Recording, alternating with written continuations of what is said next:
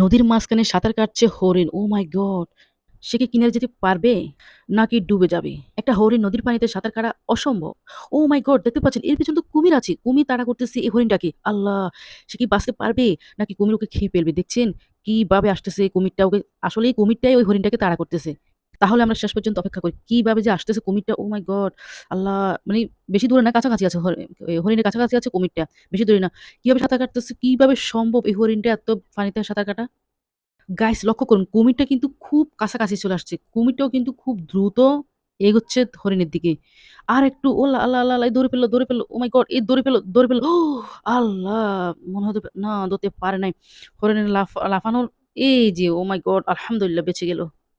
অনেক, অনেক যুদ্ধের পর অবশেষে হরিণটি বাঁচতে পারল কুমিরের হাত থেকে। আলহামদুলিল্লাহ।